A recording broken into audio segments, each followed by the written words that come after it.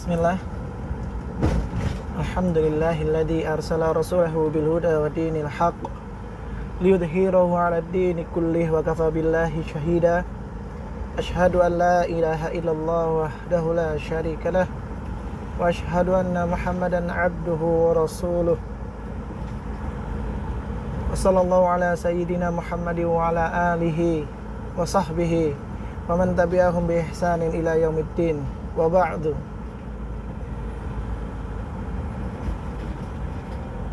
Sahabat, bagaimana kabar Anda pagi ini? Semoga kita tetap diberi pertolongan oleh Allah untuk bisa bersyukur kepadanya atas nikmat iman, nikmat Islam, dan nikmat kesehatan.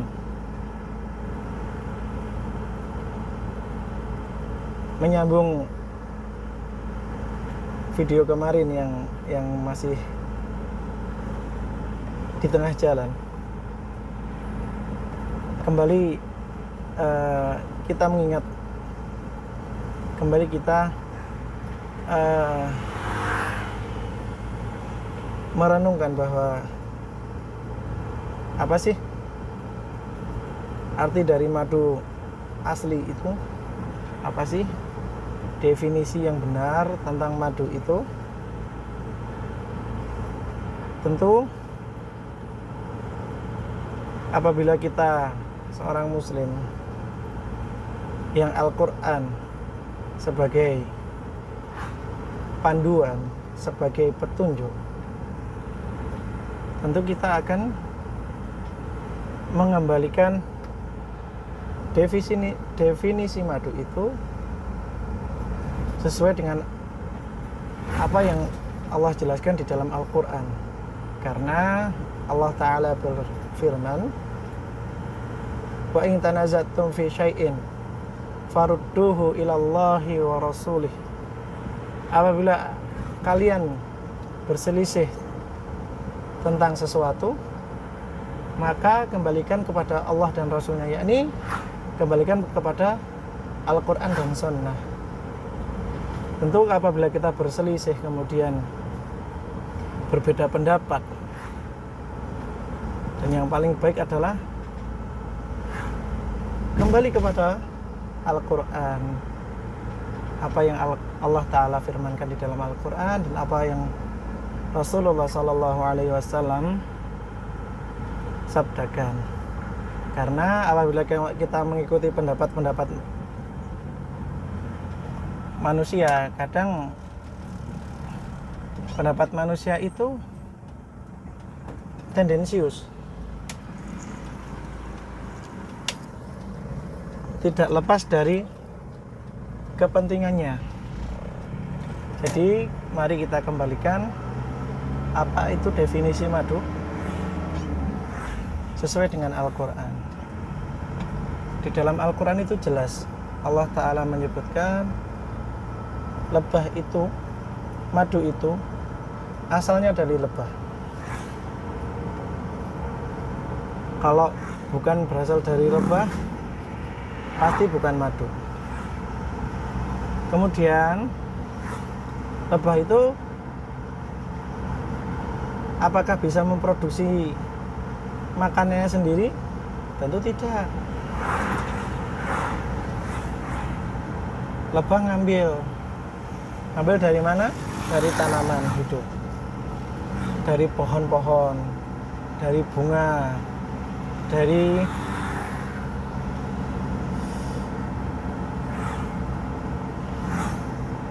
ketiak daun. Jadi definisi madu murni itu bahwa madu itu bisa diartikan bahwa cairan yang keluar dari tumbuhan hidup atau tanaman hidup yang dihisap oleh lebah, dikumpulkan di sarang-sarang lebah, itu yang didefinisikan sebagai madu. Namun sayangnya sebagian saudara kita kaum muslimin maupun saudara kita sesama manusia itu ada yang mendefinisikan bahwa madu itu asalkan keluar dari perut lebah. Ini namanya memotong ayat, saudaraku. Kalau Anda masih bersikeras bahwa madu itu asalkan keluar dari perut lebah, tolong hargai akal yang Allah Ta'ala berikan kepada Anda. Sejenak Anda berpikir dengan jernih bahwa ketika nanti Allah Ta'ala memberikan kemampuan untuk lebah ini bisa menghisap racun, tentu yang dikeluarkan perut lebah itu apa? Racun. Akan tetapi Rasulullah Sallallahu Alaihi Wasallam telah bersabda di dalam salah satu sabda beliau mengatakan, jadilah seperti lebah, dia tidak makan kecuali yang baik dan tidak pula mengeluarkan yang baik pula. Sayangnya di akhir-akhir ini karena kepentingan keserakahan manusia, makhluk Allah yang baik ini, yakni si lebah ini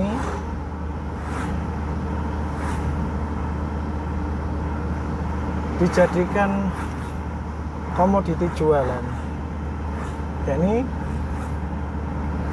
disirup, diberi makan, kemudian dipanen, dan itu pasti diaku madu asli, diaku madu murni, diklaim sebagai cairan yang membawa manfaat. Bagaimana bisa mereka mengklaim itu membawa manfaat kalau itu menyalahi fitrah yang telah Allah Ta'ala gariskan?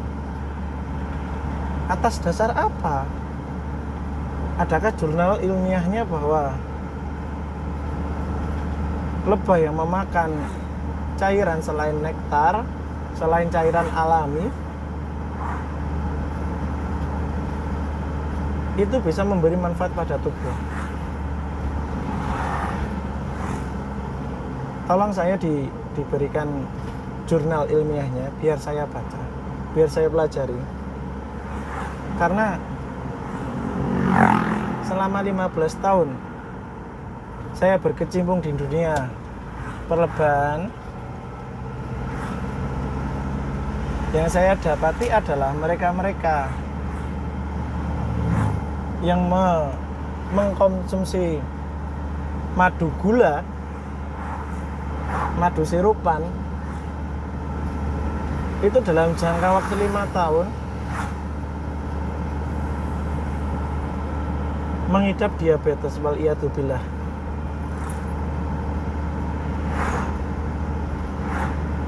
Mungkin karena kelebihan kandungan manis atau konsumsi gula harian yang mereka konsumsi berlebihan, akhirnya merusak pankreas mereka.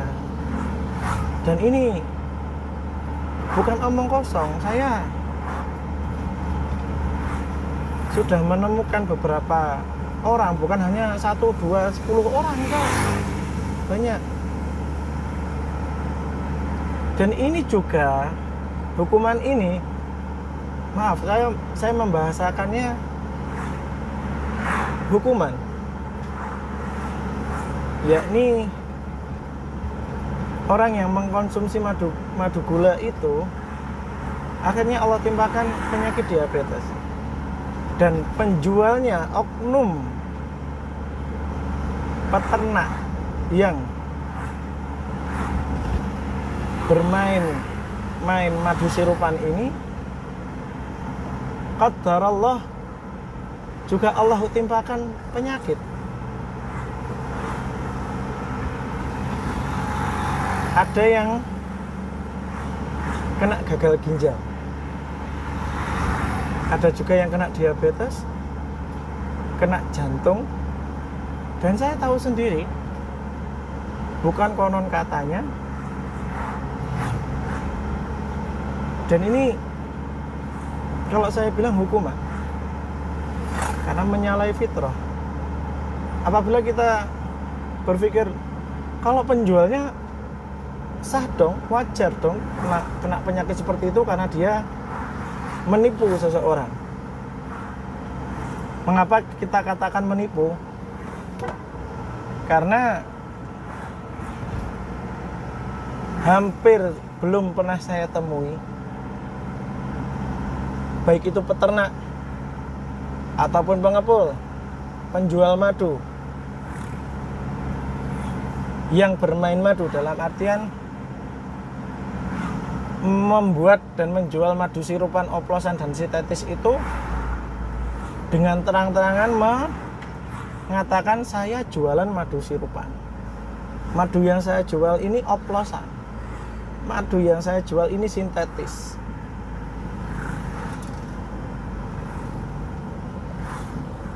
Belum pernah saya temui. Pasti mereka paling enggak mengkamuflasekan bahasanya itu dengan bahasa ini madu asli dari lebah, ini sirupannya sekali, ini sirupannya 2 kali, ini campuran gulanya sekian persen.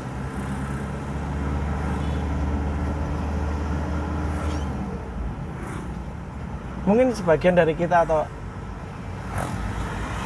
sebagian besar dari jenengan semua pernah mendengar atau membaca kisah ketika Khalifah Umar bin Khattab radhiyallahu taala anhu berkeliling di kota Madinah pada malam hari. Kemudian beliau mendengar percakapan antara seorang ibu dan anak gadisnya.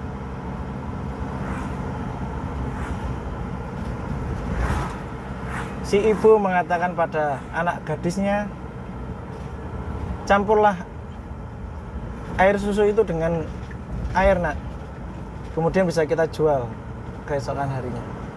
Akan tetapi si anak gadis itu meluruskan perkataan si ibunya. Wahai ibu, mengapa kita harus mencampur susu ini dengan air, sedangkan Khalifah Al-Faruq Umar bin Khattab radhiyallahu taala anhu telah melarang kita untuk melakukan hal kecurangan seperti itu. Kemudian si ibu menimpali, Umar tidak akan tahu. Lalu si gadis pun menjawab, benar, Umar tidak tahu. Akan tetapi Allah Ta'ala Maha tahu perbuatan kita. Umar bin Khattab radhiyallahu taala anhu yang mendengar percakapan antara ibu dan anak gadisnya ini memuji Allah Ta'ala. Kemudian menandai rumah itu dan beliau pergi. Keesokan harinya Umar radhiyallahu taala anhu mengumpulkan anak-anaknya dan berkata pada anaknya, lamarlah si gadis itu. Si anak berkata, bagaimana aku melamarnya wahai ayah, aku sudah memiliki istri.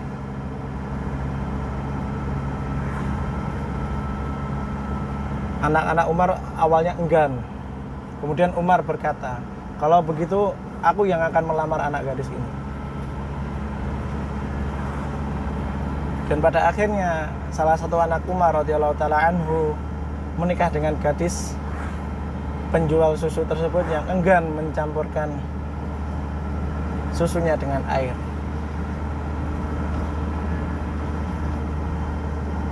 Dan dari perkawinan itu Allah Ta'ala munculkan, Allah Ta'ala lahirkan seorang khalifah agung, salah satu khalifah terbaik di masa kejayaan Islam, yakni Umar bin Abdul Aziz rahimahullahu ta'ala. Dari kisah ini ada korelasi antara satu perbuatan mulia, yakni sifat warok dari si anak gadis untuk tetap mempertahankan kemurnian susu jualannya. Apa korelasinya dengan madu? Ini sangat terkait, karena di video sebelumnya saya mengatakan bahwa ketika Anda mau beli madu atau ketika Anda mau pula madu, tanya ke penjualnya, tanya ke peternaknya, Anda beternak sudah berapa lama? Karena kita tahu sama tahu bahwa pengalaman itu guru yang terbaik. Tentu seorang peternak yang berpengalaman dan dia mempunyai track record yang baik, dia tidak akan sembarang asal jualan madu. Dia tidak akan sekedar hanya memburu pundi-pundi rupiah. Akan tetapi reputasi dia adalah segalanya. Terus yang kedua, tanya berapa banyak koloninya. Karena di dunia perlobahan itu, berapa banyak koloni, dengan mengetahui berapa banyak jumlah koloni, kita bisa tahu kapasitas produksi dia.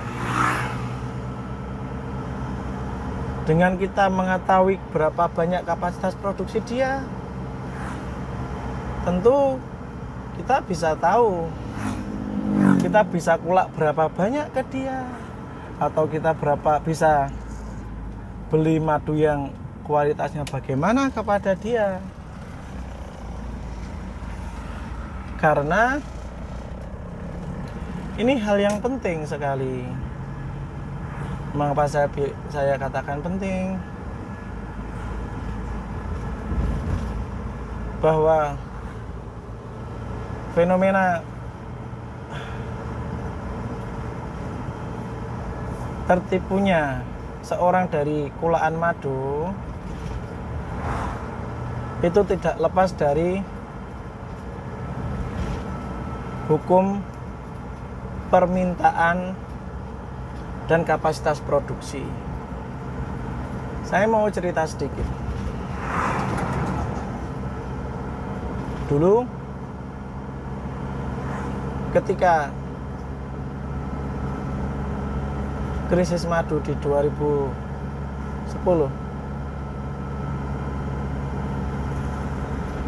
hingga munculnya madu-madu siluman atau madu-madu SOS kalau bahasa sekarang, sirupan, oplosan, dan sintetis.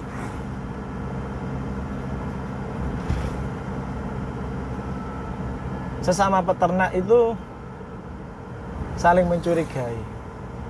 Maksudnya saling mencurigai itu, loh, fulan kok stoknya banyak, loh, fulan kok stoknya masih banyak, fulan stoknya masih banyak. Seperti itu. Karena tahun-tahun sebelumnya itu panenan madu sangat melimpah, Masya Allah. Dan kalau mereka yang manajemennya baik, tentu masih ada stok madu yang disimpan. Di samping ada yang dijual untuk memperbaiki atau untuk perputaran keuangannya, untuk maintenance lebahnya, kemudian untuk nafkah keluarganya, dan juga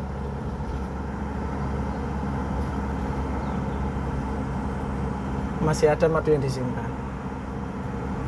Akan tetapi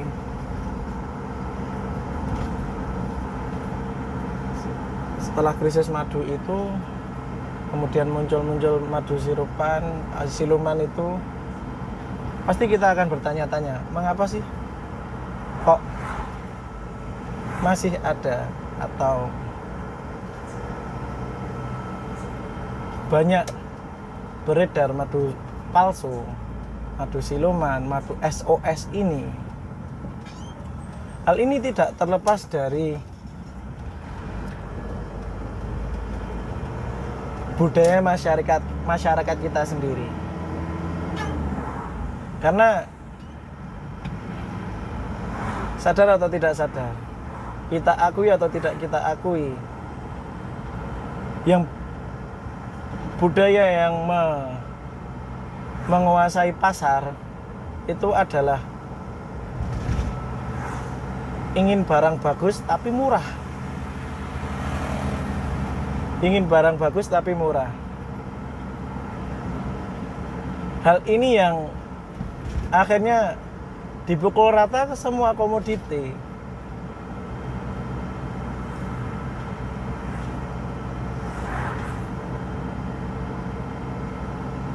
Ini yang sangat kita sayangkan, karena ini secara tidak langsung adalah sikap tidak menghargai karya dan jerih payah orang lain. Efeknya ke sana. Tolong ditelaah, direnungkan kembali. Yang pertama itu, yang kedua,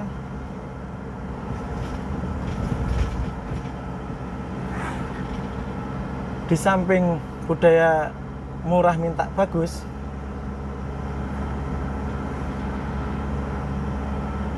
ada juga gini, memanfaatkan situasi.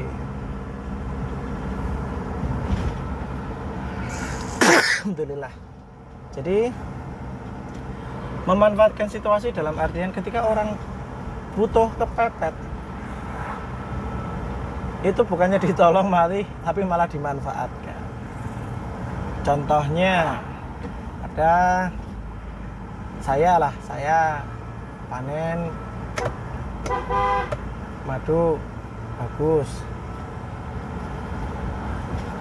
kemudian belum terjual. Kemudian ketika saya ada kepentingan mendadak, saya tawarkan kepada teman, dan saya bilang saya BU, saya butuh uang gitu kan. Nah, sama teman dimanfaatkan. Kalau mau harga segini tak beli, padahal harganya itu bisa separuh dari harga pasaran. Nah, akhirnya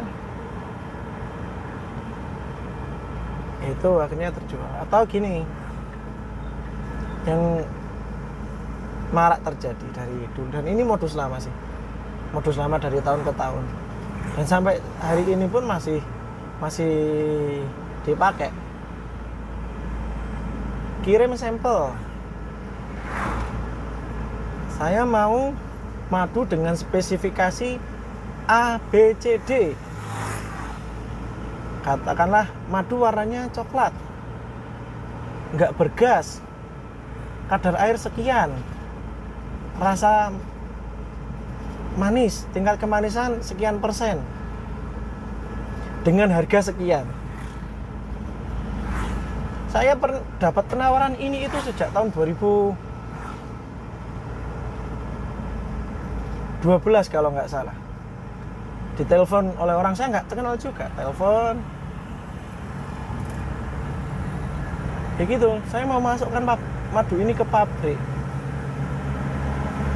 dengan spesifikasi yang seperti yang saya sebutkan tadi.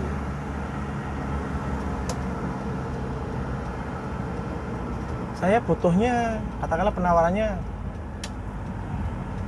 2 ton per minggu. Kalau orang yang nggak punya nurani,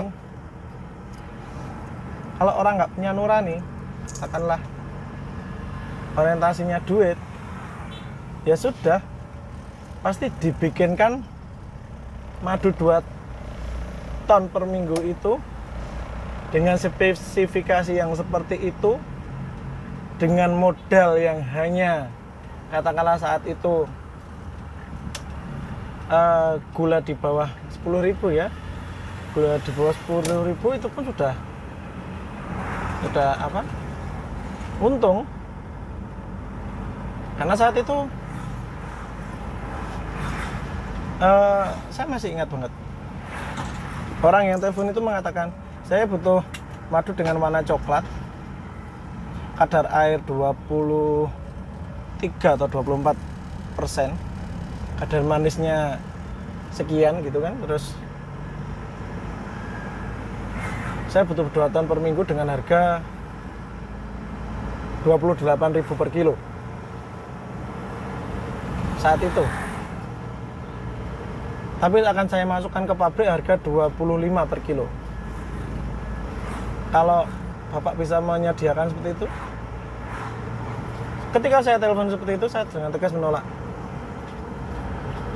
Karena saat itu yang pasti menyalahi hati nurani saya. Saya tahu ini bukan madu. Ini jelas sirupan.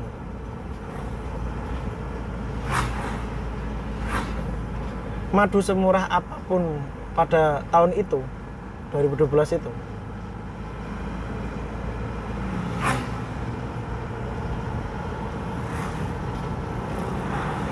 kalau digenjot per minggu 2 ton,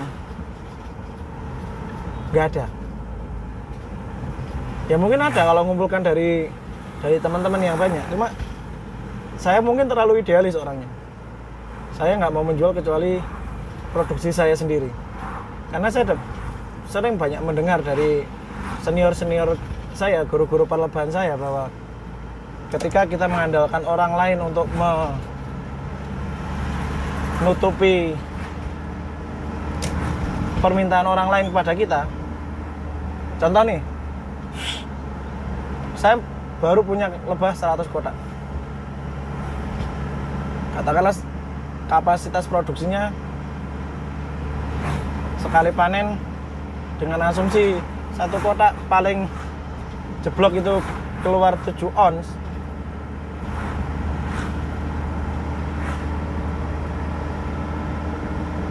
Berarti kan saya dapat 70 kilo sekali produksi. Dan itu bisa lebih kalau Allah Ta'ala berikan musim yang bagus, yang 1 kotak bisa keluar 3-4 kilo.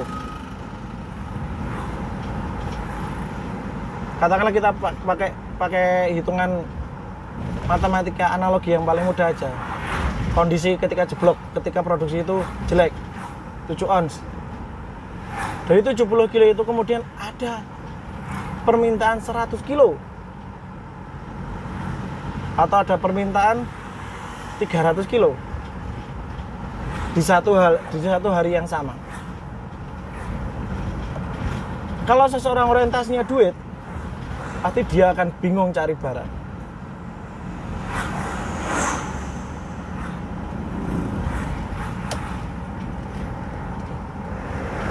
Dan ketika dia cari barang itu akhirnya ngawur. Siapapun yang punya madu, katakanlah madu A, tak beli. Biar saya bisa memenuhi penawaran permintaan itu. Dan ini tergelincirnya di sini. Kebanyakan bukan hanya pengepul saja, tapi peternak pun banyak yang tergelincir di sini. Kenapa saya bilang tergelincir? Yang pertama, hanya demi dapat duit, dia mengorbankan yang pertama kemurnian. Madu dia bisa menjamin murni karena di bawah kontrol dia. Tapi madu yang dia kulak dari rekan peternaknya belum tentu.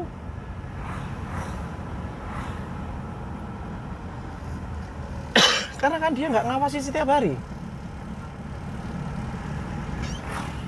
Satu, nggak ngawasi setiap hari. Yang kedua, tahunnya cuma pas panen tok. Apakah itu bisa dikontrol sama dia, kemurnian dan kualitas madunya? Coba jenengan pikir.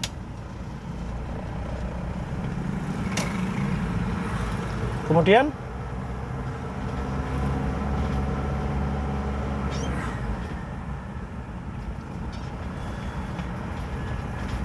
ada lagi modus jauh sebelum musim panen madu tiba.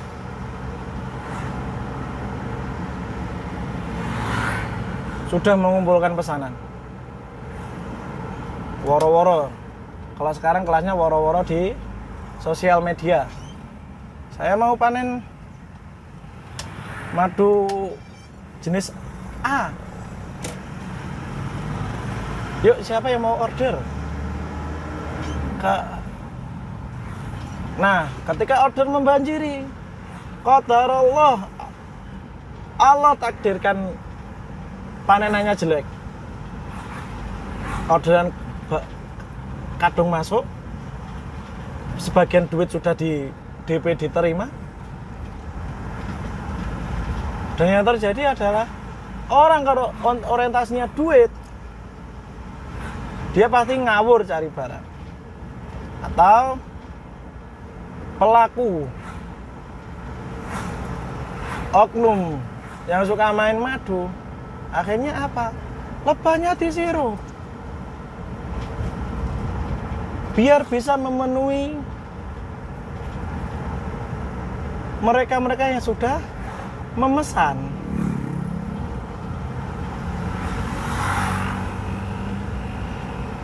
Jadi kenapa ketika jenengan akan kolak madu itu harus menanyakan berapa banyak kotak lebahnya, berapa besar kapasitas produksinya, terus angonya di mana dengan areal seberapa luas, kemudian tanya cuacanya bagaimana, itu penting sekali.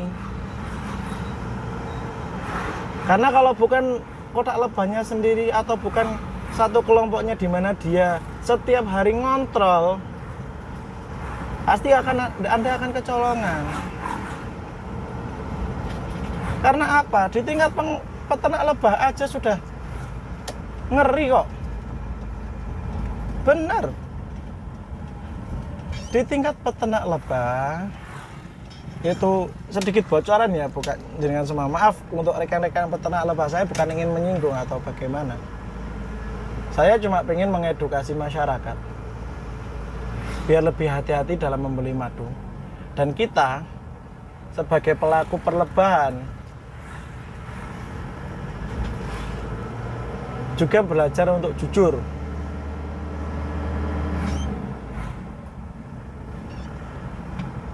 Saya bukan mengklaim diri saya paling jujur, tidak.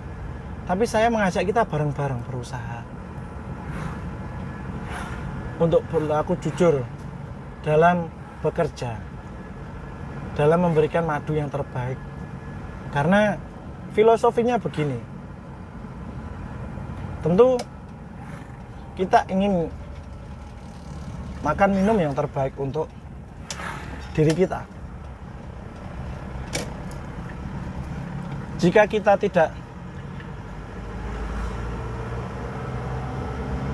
mau atau enggak doyan makanan atau minuman itu kita makan atau kita minum, lantas mengapa kita jual kepada orang?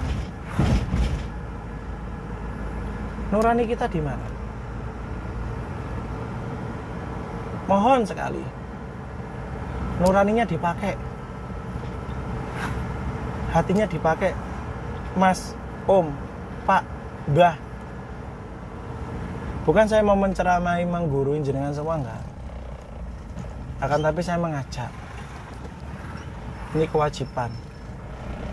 Saya sebagai sesama manusia untuk saling mengingatkan.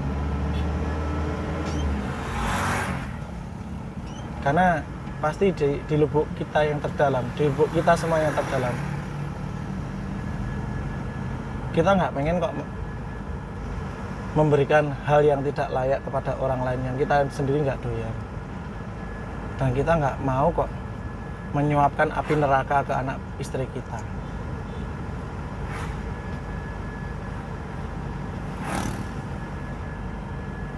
Oke, kita lanjut.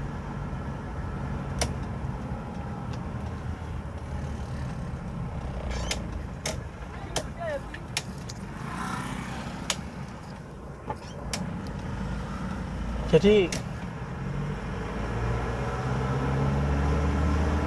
jangan lantas kemudian asal pula dari peternak pasti jaminan madunya asli murni, belum tentu.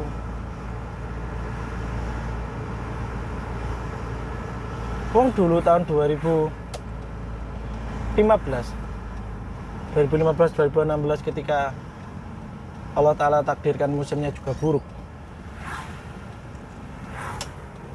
saya kulak madu itu kapasitas produksinya masih kecil kok, masih sekitar 200-an kotak saya punya. Saya dapat pesanan, tapi saya bilang ke pemesan, madu saya nggak ada, habis, tinggal buat saya ecer. Kemudian pemesan bilang, tolong carikan saya dari rekanan Bapak yang bisa Bapak percaya. Saya mikirnya itu sampai 3 hari nggak berhenti mikir. Cari info, saya kulak di mana, saya bakal menghubungi siapa. Dan cara yang saya lakukan ya sama seperti yang saya bagikan ke jenengan hari ini. Tanya ke peternak-peternak itu, udah berapa lama di dunia perlebah, punya lebah berapa kotak. Saya nggak silau, saya main ke rumahnya atau saya tanya ke teman-temannya. Saya nggak silau bahwa stoknya sudah masih sekian belum, enggak.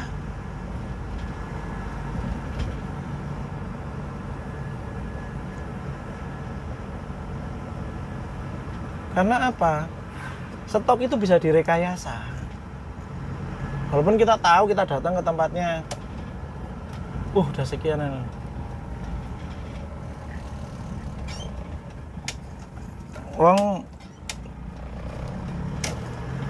Karena gini, kecuali kalau dia perkumpulan dari beberapa peternak, kemudian hanya satu orang yang diberikan wewenang untuk menjual, itu beda lagi. Katakanlah kumpulan dari A, B, C, D, E peternak, masing-masing punya 200, 150, 70, sekian, akhirnya jumlahnya sekitar 500 atau 600 kotak. Dan itu bisa ngumpul banyak stoknya.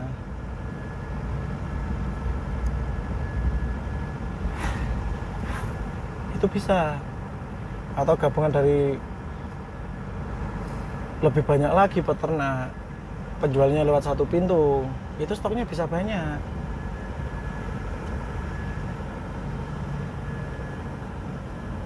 Akan tetapi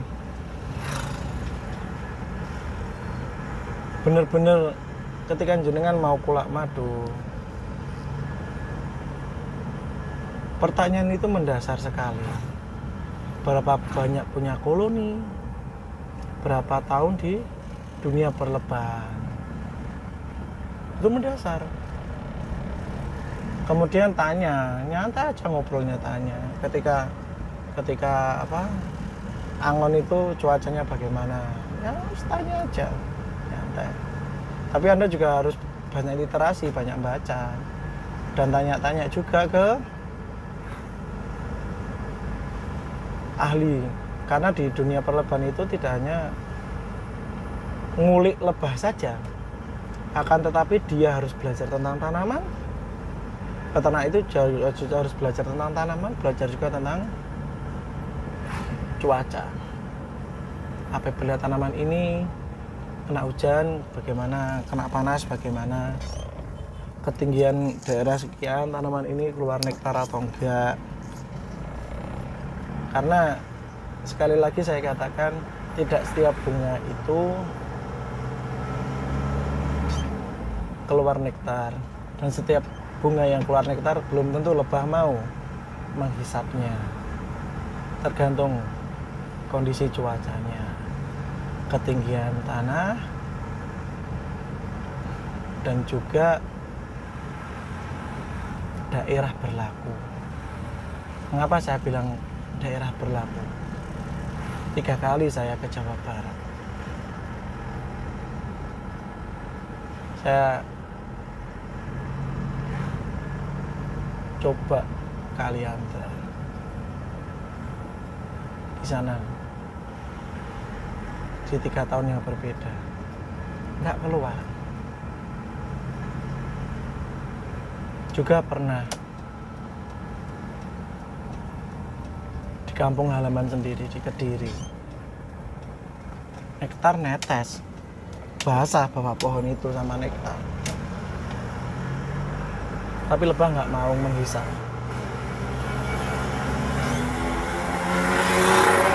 Lidah saya ngerasakan manis, nektar bunga dikentrek di tangan, nektarnya keluar. Saya jilat pakai lidah manis, akan tetapi lebah nggak mau.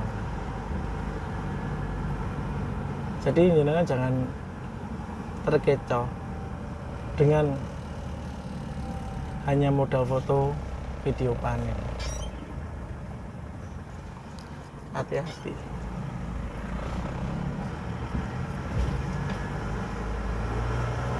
Ribet ya dunia perlebahan. Lebih ribet lagi nanti di akhirat kalau kita nggak hati-hati cari sumber yang benar, pulaan. Kalau kita beli madu hanya sekedar untuk konsumsi sih, itu resikonya paling kecil, organ kita mungkin rusak. Tapi kalau pulaan untuk dijual lagi kemudian kita nggak hati-hati, taruhannya surga atau neraka. Barakallahu fiik.